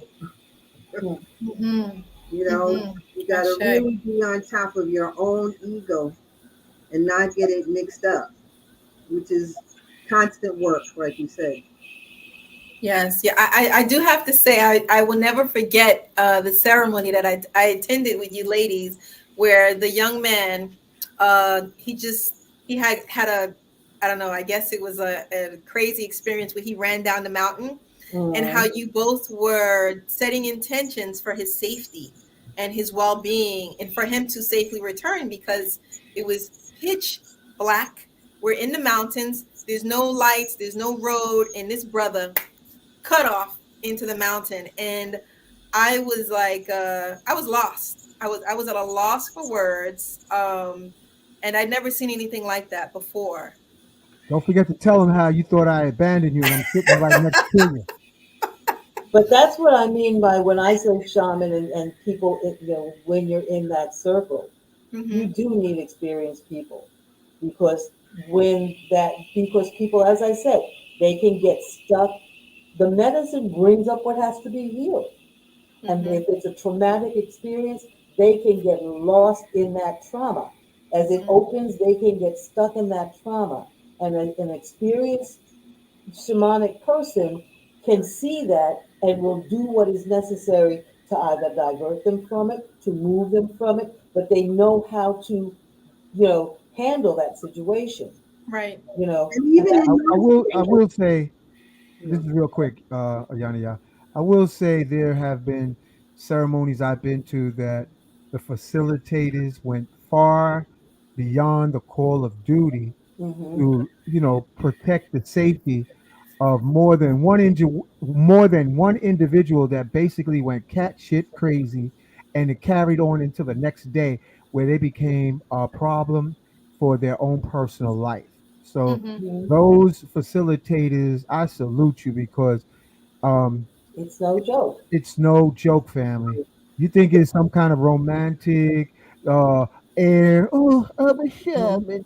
You wait till you get somebody that's authentically nuts, and you'll Well, find out that you that try is not unless you really, you know, you got to be called to this because it's a heck of a road. Damn if you do and damn if you don't. So those Mm-hmm. who truly have rescued and been called beyond the shadow of a doubt and even sacrifice some of their physical health, I salute you because yeah. we've and seen some stuff up on, if we've seen some stuff up in the mountains that you don't want to shovel into the city. Oh hell no. And to go on that, it's like regardless of what we experience in different ceremonies, first of all, we're dealing, every single person that serves the medicine is a human being. right. Okay. They are growing and learning.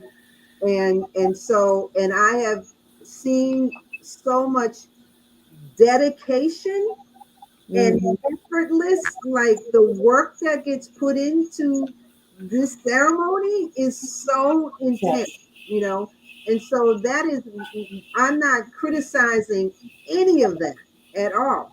um and I also feel like we have some responsibilities when we go to these circles, because instructions are very clear, Teach. and if you don't follow his instructions, you might end up wanting to run down a mountain. If you don't follow the instructions, if they say don't do alcohol, if they say refrain from sex or whatever, if whatever those folks say are the rules for your Protocols. preparation, the protocols, follow them.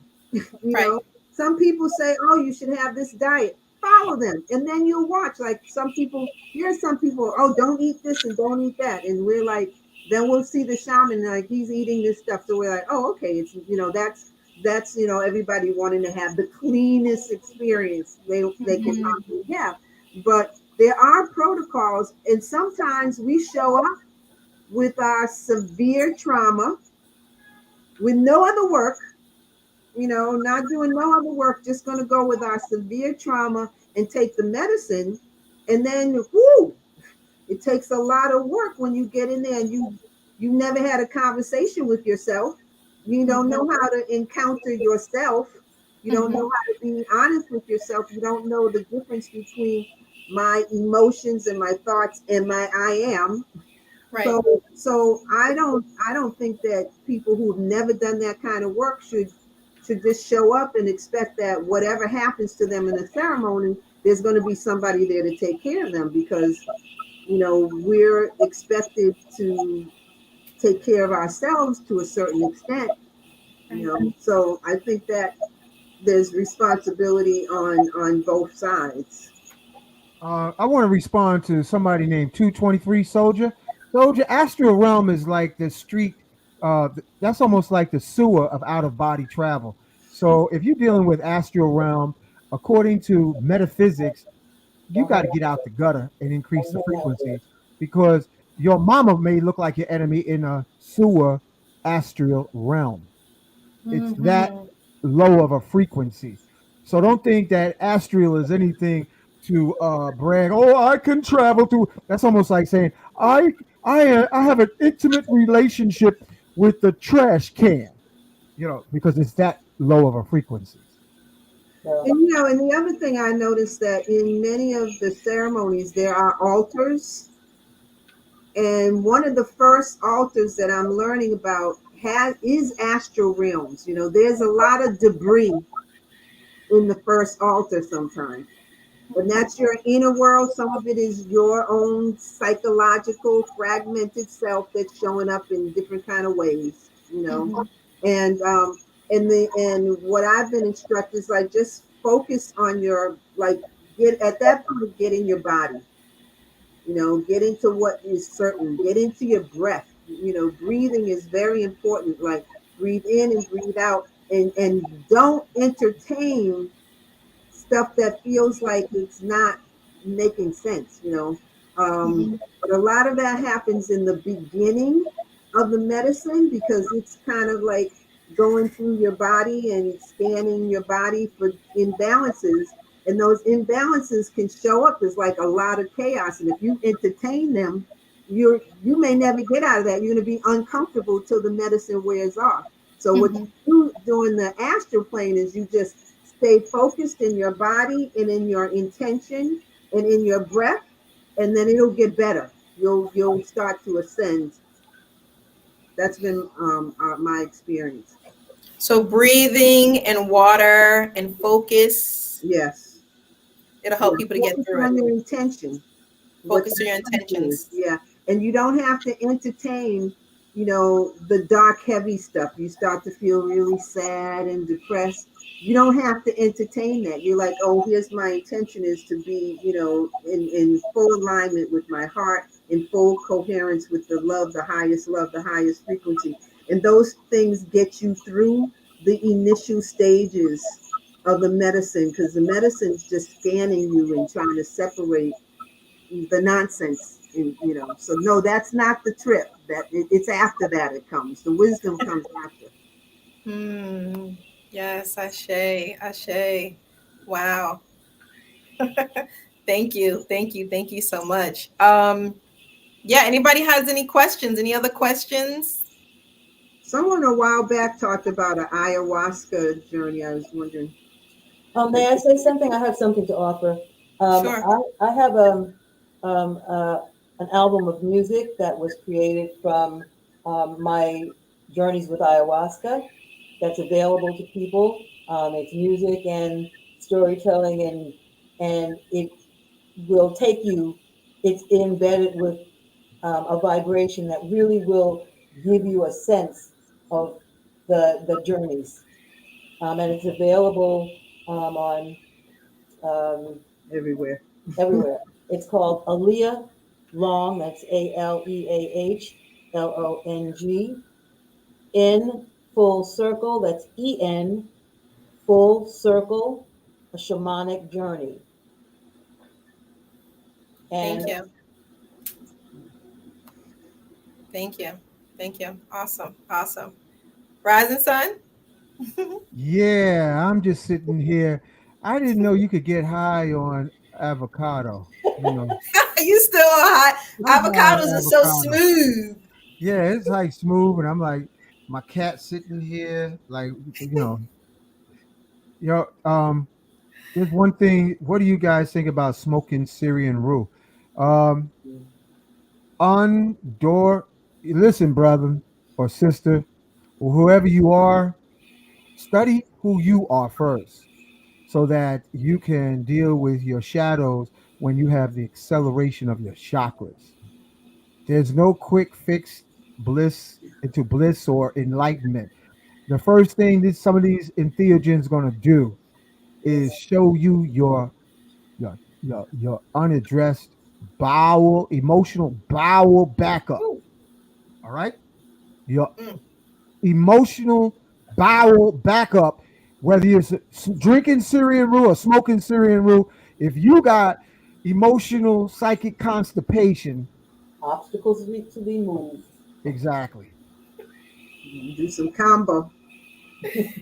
clean, and that's one of the things, when I went to the retreat upstate with Juan Pablo, I learned that the way he served the medicine, which was in certain order, was like a logical order. So the first thing he did was Cambo to clean us out, to clean out all of the crap, all of the bull crap that we were bringing there, all of the negative spirits and everything. And then he started serving us the other medicines, and it made so much sense to clean us out, because we're all coming in with all sorts of things attached to us emotionally, mentally, psychologically. And also, I want to say shout out to Brother Dooley, who attended one of the ceremonies. And I found out from Juan Pablo and from Steve later on that sometimes you need more than one person there or more than one shaman who could assist, because Brother Dooley was doing exorcisms while Juan Pablo was serving the medicine and monitoring the ceremony. And the two of them work so good together. Shout out to Brother Dooley. Very talented brother. I don't know if you guys are there when that happened. Oh yeah. Oh yeah. Mhm. Yeah. Beautiful, beautiful. Brother Dooley is also very talented family. Very talented. Like I hear wonderful stories. I've taken the medicine with him many times, different types of medicines, and he's very talented. And I think he's going to be there next month with Juan Pablo, but I'm not sure. So I know Juan Pablo's going to be there, but I'm not sure what Dooley's going to be doing. So We just think have to he's wait going to and see. be there. Steven said he's going to be there. So, plans change, but he has stated he will be there. Awesome, awesome. And the food Alina also, will be family. there also. Yes, the food was vegan also. So I don't know how many of you guys out there are, you don't eat meat or anything. So don't go there looking for no fried chicken and no steak, because it's not going to be there.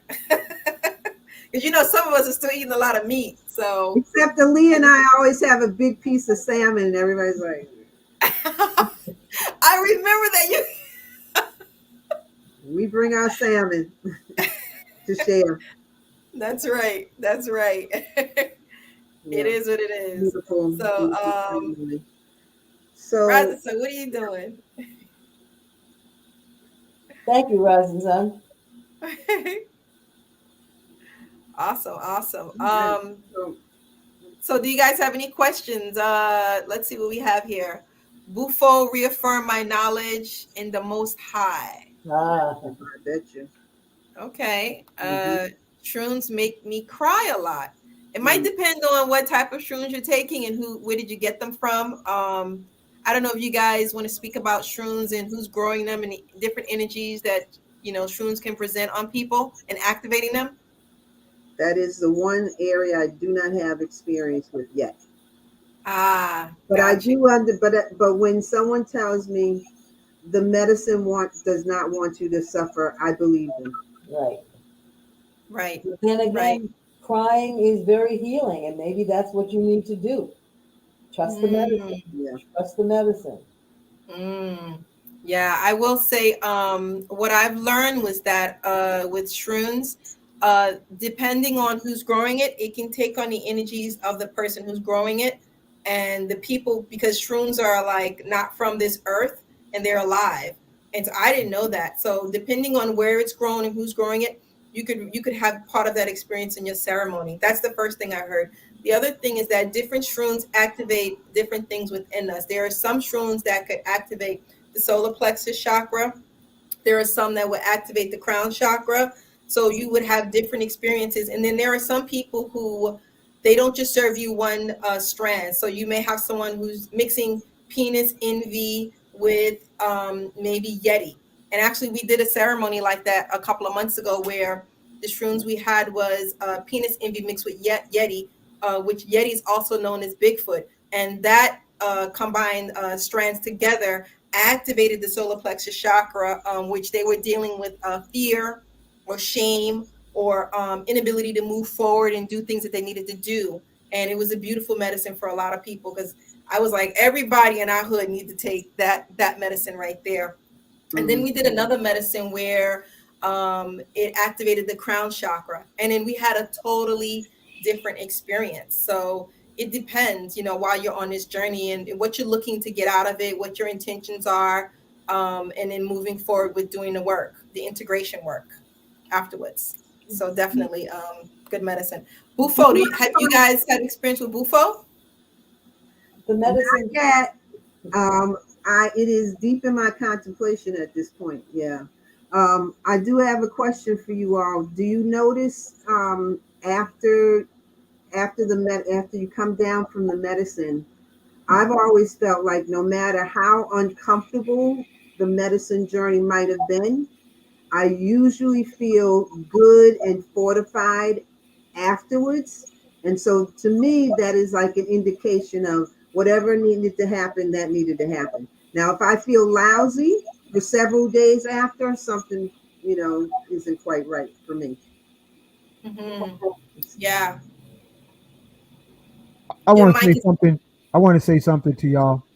Listen, the most progressive areas in the arts, culture, even in the psychedelic realms, it is a natural magnet for crazies.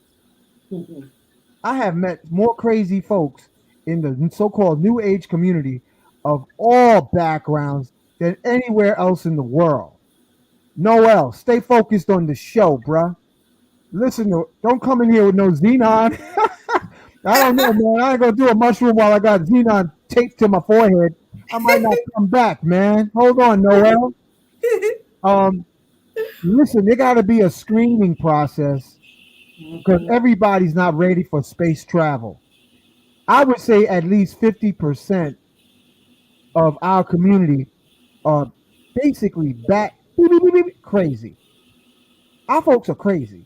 At least 50%. I'm not going there. I'm going there. I'm gonna tell you. I'm over here in Brooklyn. 50%. I'll say at least 50%. Mental illness is running amok. It's higher than we want it to be. Yeah, somebody might want to squeeze it down to 0.003. I'm saying half the community is out of their rabbit mind.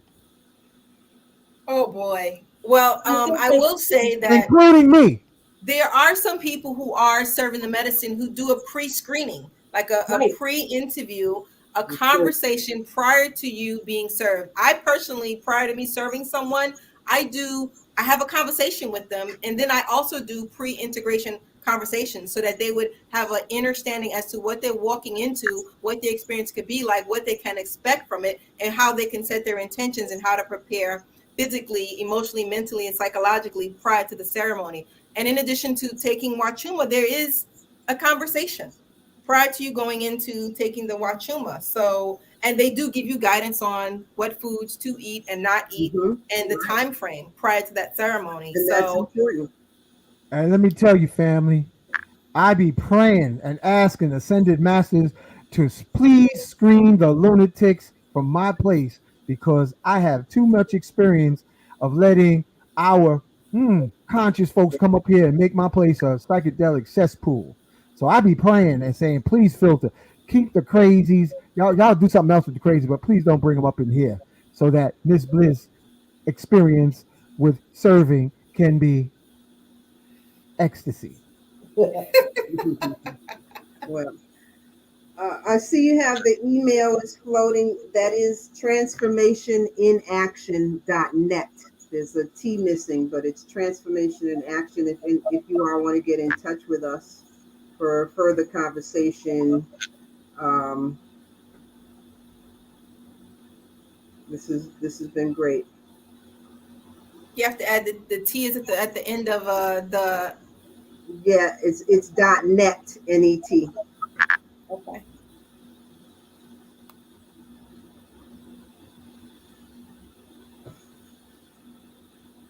You got it. Yeah.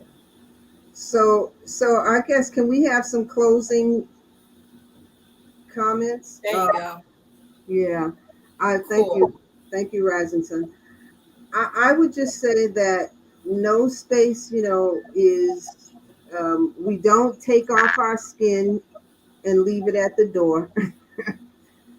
We don't necessarily take off our lineage, our patterns, our conditioning, and leave it at the gate before we go into ceremony. So we shouldn't expect that of other people as well. And we should all know that we have stuff that's going to come up. And those spaces are not really the places to where we can have these, we can share our political analysis. I've been in places where I start to talk about some politics because somebody has said something ignorant for the third or fourth or fifth time. Wow. And and it makes the medicine people very nervous because they think it's separation, and and I don't feel that way at all. It's like I can, I don't confront people until I have a relationship with them. I don't confront strangers because they're not, why would they even care what I think or what I have to say? But once I feel like I've established some relationship, I want to be able to say some things to people and have them listen and hear and engage. So to me, engaging in these topics should not be shy. We shouldn't shy away from them. And we should also make sure that those conversations are centered in love, because that's ultimately what the highest frequency. So, it takes, that's all I really wanted to say to close. Well, I want to say this to all the servers and the facilitators who had to babysit people that were out of their damn minds. Thank you. So that they went home back to their cray cray safely, at least physically. And I'm not going to go into specifics, but I'm telling you, at least 50% of the hood is out of their mind. And we see it. I seen some stuff. I'm gonna tell you, and it's just not exclusive to our community. There's crazy folks everywhere because it's just nutso. So you definitely got to do your I am affirmations and ask your I am spirit to filter who you want to be next to you during meditations, because that I would say all these sacred medicines are a spaceship and a time machine. And everybody's not ready for space travel. All right. They might think it's like cool to be, sitting near a ship, but you got to have a screening for pilots and also passengers. And I want to thank you, Yana. May I just say this one thing too? Yeah. Sure. Doing your own work raises the vibration for everyone. So just focus on doing your work as deeply and as thoroughly and as often as you can, and know that the crazies will benefit from you doing your work because the vibration spreads. Yeah, I want to say thank you everyone for coming to the platform. Thank you, Yania and Aaliyah. Thank you, Rising Sun, for your entertaining and colorful comments as usual. I got one more comment. Go ahead. In this entheogenic journey, remember that song that went something like this: "The freaks come out at night. The freaks come out at night." That's all I gotta say, y'all. Go ahead, Miss I just want to say, guys, if you are interested, Rising Sun, I think you have avocado on the brain. Stop it. I just want to say, guys, thank you for coming out and listening tonight. If you are thinking about taking any of the entheogens, I want to encourage you to do your research. If you are thinking about working with any of the shamans or anyone of the servers, I encourage you to ask as many questions as possible prior to receiving the medicine so that you're well educated and you have an understanding as to what's going on with you and how you can work with the medicines and how you can heal. Definitely reach out to Yana and Aaliyah moving forward if you have any questions, if there's anything you're interested in knowing. We love you guys and we want you to heal no matter how crazy you are. On any I gotta do this. I gotta do this. Y'all can hear me, right? Yes. To all my brothers and sisters who are bona fide, certified crazy, I just want to acknowledge you and salute you. I would say for all the medicine servers that I've sat with, I want to give my great appreciations and gratitude. Oh, I've learned from each and every one of you. Yes. thank you. You got that right. Yes. Shout out to all the servers, all the sitters, all the shamans, all the people who are growing the shrooms and the providing the yopo and the wachuma and the bufo and all of that medicine. And I'll say one thing. This is a suggestion to all the servers. Maybe you should really get some of those white coats to because one thing about these entheogens, they will show you who the person is without any filter. And some of us might need to be wrapped up in a white jacket until the medicine wears off. Funny farm overnight. For real. Just for safety. Thank you, guys. Thank you so much for having us. All right. Good night. Good night. You want to do the closing Rising Sun or?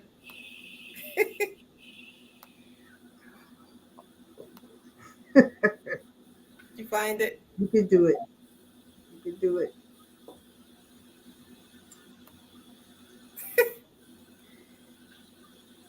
I don't hear him. Do you want me to do it? Hold on. I think I got it. Hold on. I think I got it. Hold on.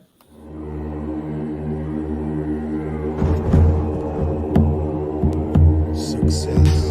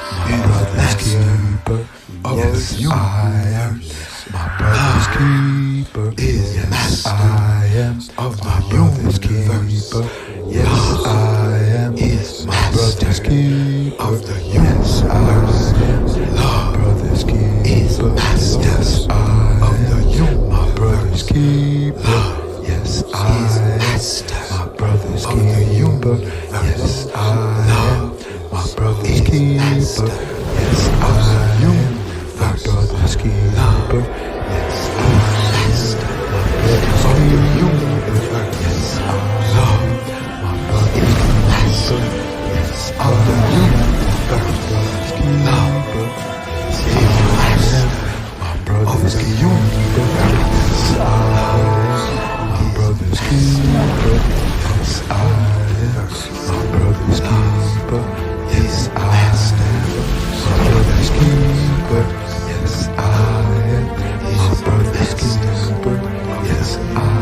health, love, wealth is your destiny.